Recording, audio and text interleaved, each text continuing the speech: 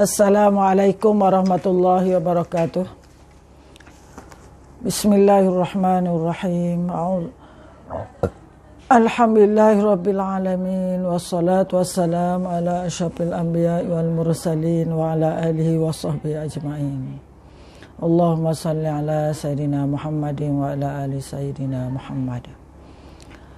Subhanaka la ilma lana illa ma 'allamtana innaka antas samiul alim. Allahumma sallimna li Ramadan wa sallim lana Ramadan wa tasallimhu minna mutaqabbala. Ya Allah, serahkanlah kami, serahlah diri kami kepada Ramadan dan serahkanlah Ramadan kepada kami dan terimalah amalan daripada kami. Dengan doa ini semoga Allah menemukan kita dengan Ramadan dan memberi peluang pada kita untuk berjumpa dan melakukan ibadah terbaik pada bulan Ramadan nanti. Allah panjangkan usia sehingga diberikan jumpa Lailatul Qadar dan diterima ibadah kita oleh Allah Subhanahu Wa Taala di sepanjang Ramadan dan di sepanjang hidup kita.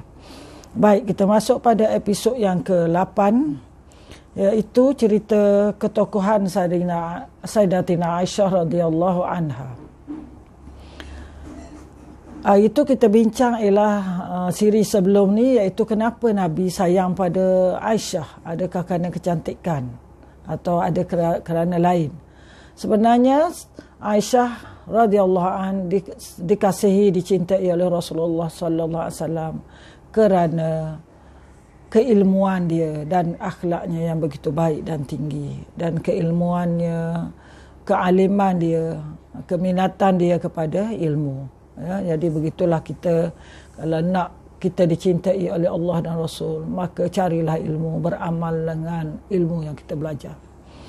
Baik, pada siri ini kita akan lihat pula kenapa Aisyah sangat cinta pada Rasul. Itu kenapa Rasul cinta pada Aisyah. Sekarang kenapa Aisyah radhiyallahu an terlalu cinta pada Rasulullah sallallahu alaihi wasallam. Aisyah tidak hanya mencintai Nabi sallallahu alaihi wasallam, dia juga sangat kagum dan takjub dengan kepribadian baginda. Dia mencintai baginda seperti cinta seorang muslimah kepada nabinya. Macam kita cinta pada Rasulullah, nak jumpa Rasulullah. Dan cinta seorang isteri kepada suaminya. Kagum akan ketampanan Nabi, di samping juga menyukai akhlak dan kemuliaan Rasulullah. Aisyah ni bukan kagum pada tampan saja, tapi dia menyukai akhlak dan kemuliaan Rasulullah sallallahu alaihi wasallam. Jika ada orang yang mengaku mencintai Rasulullah seperti dia mencintai beliau, Aisyah merasa sedih. Sebab dia tak nak orang lain macam tu. Dia nak dia yang mencintai sebenarnya pada Rasulullah sallallahu alaihi wasallam. Para ummul mukminin sendiri mengakui kedudukan dan posisi Aisyah di hati Rasulullah sallallahu alaihi wasallam. Ada orang pun tahu bahawa Aisyah adalah isteri yang paling dikasihi. Sebab cinta yang tampak dari penjagaan Aisyah terhadap rahsia Nabi yang sangat kuat dan dalam. Tidak ada di antara isteri Rasulullah yang lebih erat dengan baginda selain daripada Aisyah. Tidak ada yang mampu memahami makna dan spirit Rasulullah melebihi Aisyah. Aisyah lah yang memahami kehendak Rasulullah sallallahu alaihi wasallam. Juga tak ada yang mempergalui Rasulullah lahir dan batin melebihi Aisyah. Sebab Aisyah dia sentiasa mendampingi Rasulullah sallallahu alaihi wasallam, dan Aisyah sentiasa bersama Rasulullah dalam dakwah dan menyampaikan ilmu, dan juga wahyu diturunkan pada banyak diturunkan di rumah Aisyah. Di antara bukti cinta Aisyah terhadap suaminya adalah jika dia bangun tidur dan tidak menemukan Nabi sallallahu alaihi wasallam di sampingnya, dia merasa khawatir dan gelisah. Katanya, saat tidur di samping Rasulullah sallallahu alaihi wasallam pada suatu malam, aku merasai kehilangan baginda. Kala itu semua rumah tak ada lampu. Aku menyentuh beliau baginda dengan tanganku dan memegangi kaki keduanya sementara beliau sujud dan berdoa. Jadi Aisyah ni terjaga tengah malam, dia tengok Nabi tak ada di samping dia. Lalu dia raba sebab masa tu tak ada lampu, dia dapati kaki Rasulullah sallallahu alaihi wasallam tengah sujud. Ya. Rasulullah tengah sujud, dia dirabanya kaki.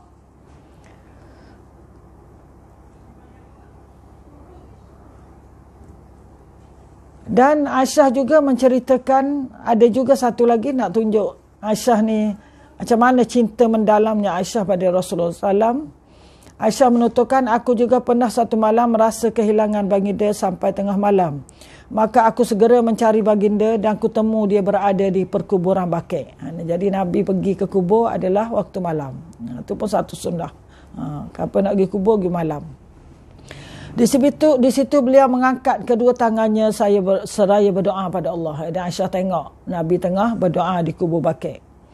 Aku pun akhirnya pergi. Pada siangnya, ku ceritakan kejadian semalam. Lalu Rasulullah SAW berkata, ternyata engkaulah bayangan hitam yang aku lihat tadi malam di depanku. Aisyah menjawab benar. Jadi Nabi tak peduli pun, dia tengok ada bayangan hitam. Rupanya Aisyah. Jadi Aisyah bila dia tengok Nabi ada kat Baqi', dia pun balik. Ya. Lalu dicerita pada siangnya. Itu nak tunjukkan dia ni terlalu mencintai Rasulullah. Kalau giliran dia tengok Rasulullah tak ada, dia cari. Takut Rasulullah pergi ke rumah isteri yang lain. Ya. Itu cinta yang mendalam. Itu sifat cemburu tu biasalah mana-mana isteri pun. Contoh kecemburuan Aisyah terhadap madu-madunya. Jika ingin bepergian, Rasulullah SAW selalu mengadakan undian di antara isteri-isteri untuk menentukan siapa yang akan menyertai baginda. Jadi kalau dia nak musafir, nak perang ke nak gimana, dia buat undi siapa yang akan mengiringi baginda. Ada sekali waktunya undian jatuh pada Aisyah dan Hafsah. Ya radhiyallahu anhumah. Ketika malam tiba, Nabi SAW berjalan bersama Aisyah sambil berbincang-bincang. Kemudian Hafsah anak pada Sayyidina Umar, berkata pada Aisyah.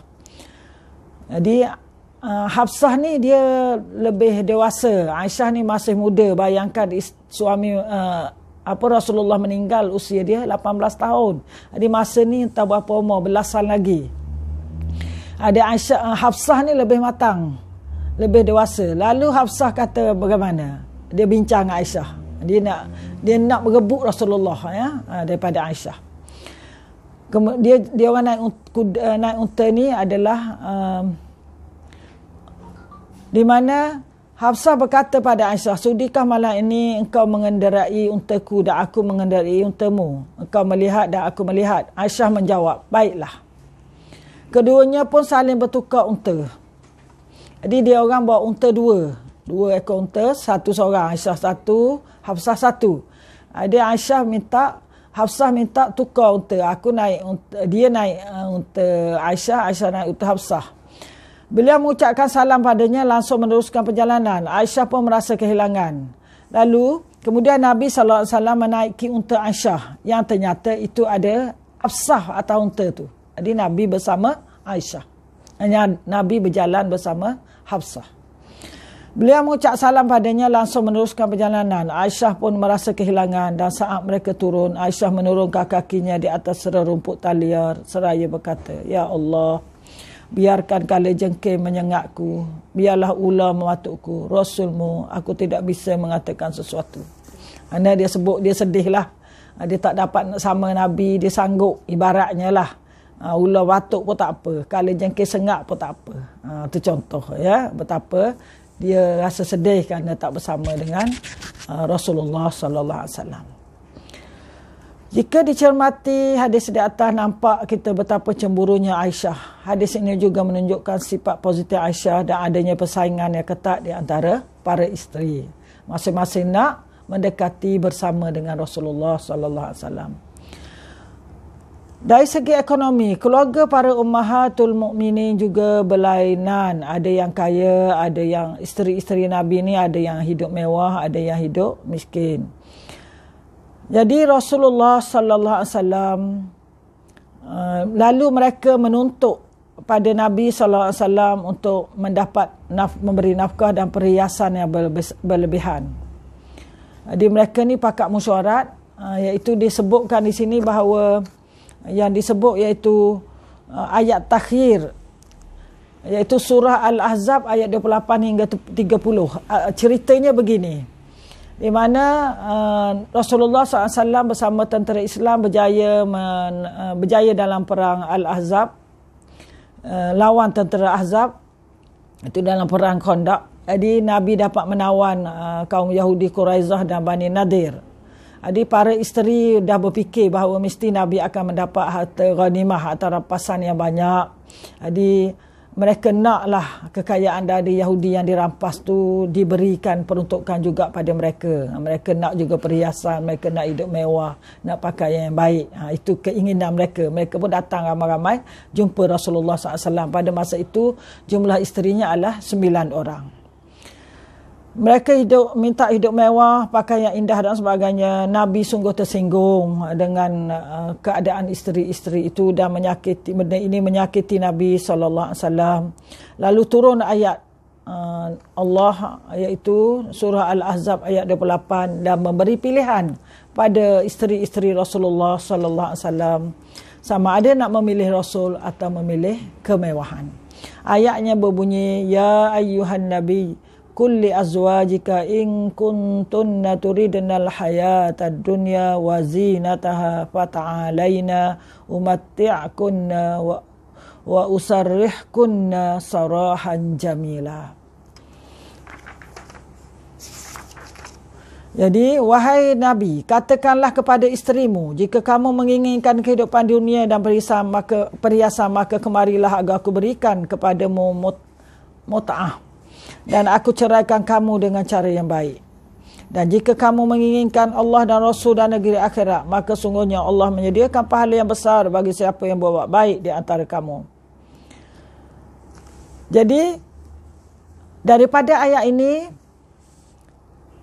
Allah Subhanahu Wa Ta'ala turun ayat ini, dan Rasulullah bacakan ayat ini. Diberi dua pilihan kepada isteri-isteri Nabi. Yang pertama, option pertama, kalian akan kuceraikan. Nabi akan ceraikan isteri-isteri dia, isterinya. Dan jika ingin kepada, jika dia akan ceraikan, jika mereka nak kenikmatan dan kesenangan hidup dunia dan perhiasan yang gemerlapan indah, jika memilih option pertama ini, Rasulullah akan memberikan dia mut'ah talak.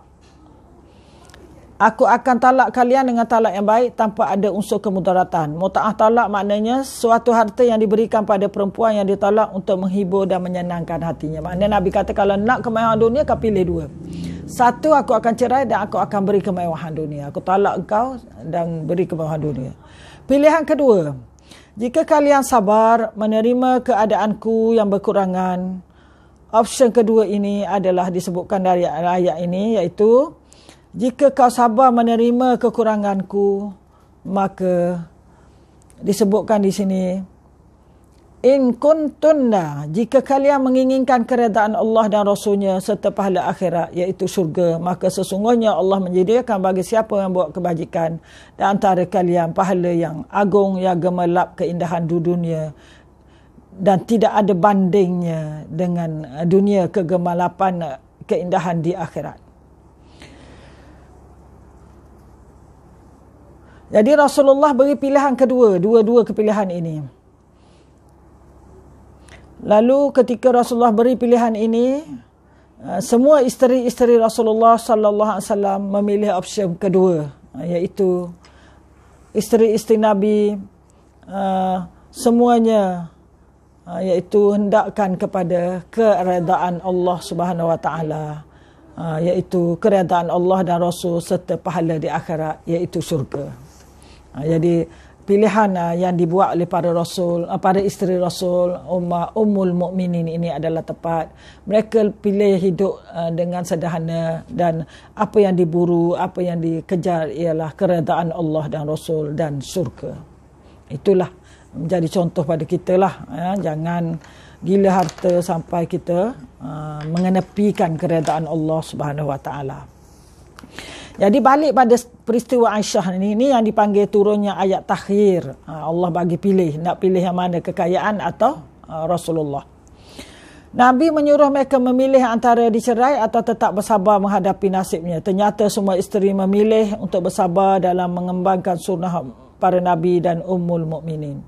Mereka rela menjalani kehidupan bersama Nabi SAW dengan sukacita saat Nabi SAW hendak menyuruh isteri-isterinya memilih, beliau memulainya. Jadi Nabi tanya seorang-seorang isteri dia. Jadi dia mula dengan tanya Aisyah radhiyallahu anha. Dan Aisyah memilih Nabi, katanya. Wahai Rasulullah, jangan anda beritahu isteri-isteri anda yang lain bahawa aku memilih anda. Di sini menunjukkan kecemburuan Aisyah. Dia tak nak orang lain tahu, ya. Inilah dia keutamaannya. Jadi itulah saja untuk contoh bagaimana keunggulan Aisyah dan isteri-isteri Ummul Mukminin yang memilih Allah dan Rasul lebih daripada kemahuan dunia. Jadi kita akan sambung kemudian mengenai tajuk seterusnya dalam ketokohan Aisyah radhiyallahu anha. Wallahu alam. Subhanakallahumma bihamdik asyhadu an la ilaha anta astaghfiruka wa atubu ilaik. Wallahu alam. Wassalamualaikum warahmatullahi wabarakatuh.